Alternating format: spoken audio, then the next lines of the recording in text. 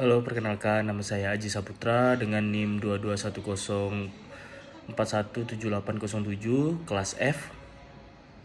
Pada kali ini saya akan merangkum video yang sudah diberikan pelajaran tentang manajemen pemasaran. Apa itu manajemen pemasaran? Pengertian manajemen pemasaran secara umum ada banyak pengertian dari manajemen pemasaran. Menurut salah satu ahli, Philip Kotler, manajemen pemasaran adalah analisis perencanaan, implementasi dan kontrol yang disusun untuk sesuai dengan tujuan dan visi perusahaan. Manajemen ini juga bergantung pada rencana organisasi yang menyesuaikan kebutuhan pasar, terutama target pasar. Dalam hal ini juga berkaitan dengan harga, distribusi, dan supplier dan kepada konsumen. Distribusi dari supplier dan kepada konsumen. Serta layanan. Maka dari itu, penting bagi sebuah perusahaan untuk melakukan manajemen pemasaran. Ketika sanggup memberikan kepuasan kepada konsumen, maka berdampak positif bagi keuntungan perusahaan. Selain itu, dalam arti pengendalian manajemen pemasaran juga terlibat dalam pengembangan produk, penetapan harga hingga strategi promosi, sehingga bisa berdampak baik tidak hanya kepada konsumen melainkan juga perusahaan. Tujuan manajemen pemasaran selanjutnya, tujuan manajemen pemasaran. Ada beberapa tujuan manajemen pemasaran yang perlu Anda ketahui, yaitu 1. Kepuasan pelanggan.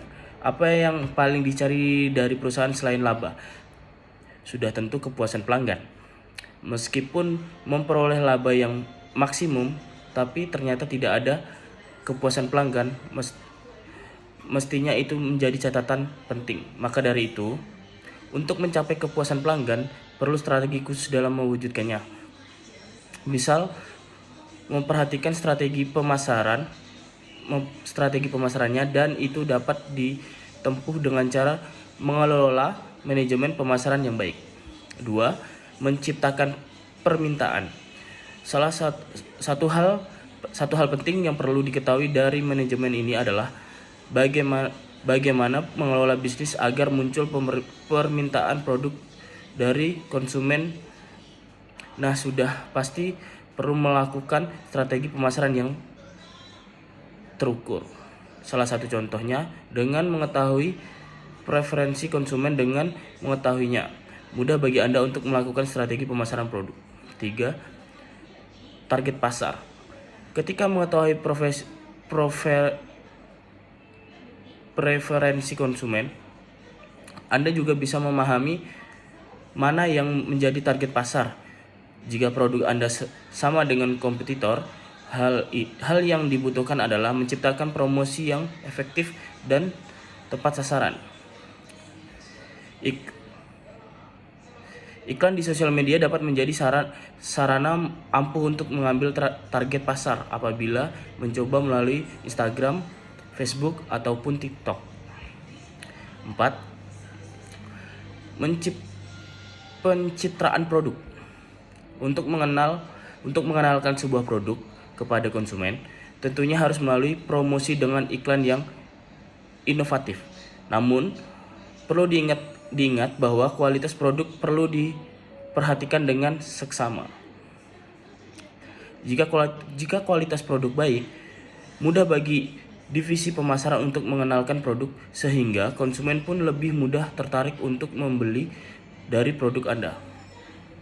5. Target pasar baru. Jika Anda telah memiliki pelanggan tetap, sudah waktunya untuk melebarkan sayap bisnis. Anda perlu mencari pelanggan baru sebagai cara untuk melipat gandakan keuntungan. Strategi yang bisa Anda lakukan adalah melalui iklan di sosial media, salah satunya.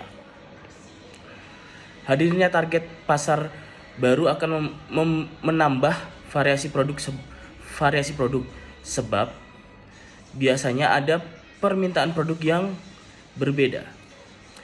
Ini menjadi peluang sekaligus tantangan bagi Anda untuk meraih keuntungan yang lebih besar. Yang keenam, menaikkan keuntungan. Bagian dari manajemen pemasaran yang paling penting adalah bagian meningkatkan keuntungan. Seberapa banyak strategi yang Anda lakukan jika tidak dikerjakan secara konsisten akan membuat bisnis tidak berkembang. Maka dari itu, konsisten adalah kata yang penting di dalam bisnis. Jika sudah rapi, detail, dan konsisten, percayalah keuntungan bisnis akan hadir secara sistematis. Selanjutnya adalah karakteristik manajemen pemasaran. Setelah memahami apa saja yang menjadi keuntungan manajemen ini, Anda perlu mengetahui juga bagaimana karakteristiknya. Berikut ini adalah poin-poinnya. 1. Fokus pada konsumen. 2. Riset pasar. 3. Buat rencana pemasaran. Untuk fokus pada konsumen, selain keuntungan sebenarnya, bisnis itu tergantung bagaimana Anda memiliki konsumen yang loyal.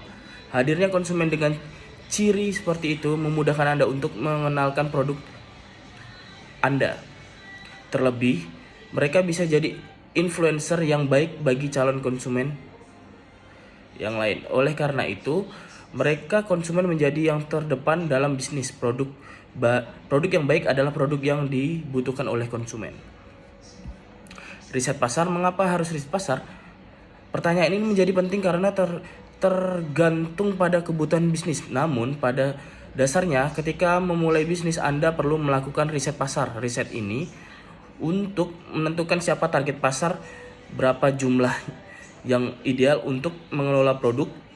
Selain itu, melihat bagaimana strategi pasar yang harus dijalankan. Dengan demikian mudah bagi Anda kapan harus memulai bisnis. 3.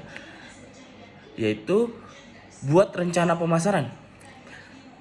Setelah melakukan riset dan menentukan target pasar, hal yang semestinya Anda lakukan adalah buat rencana pemasaran. Jika melihat era yang lebih digital, membanjiri pesan melalui media sosial adalah suatu yang masuk akal. Anda bisa menyusun satu persatu rencananya untuk kemudian diimplementasikan menjadi promosi.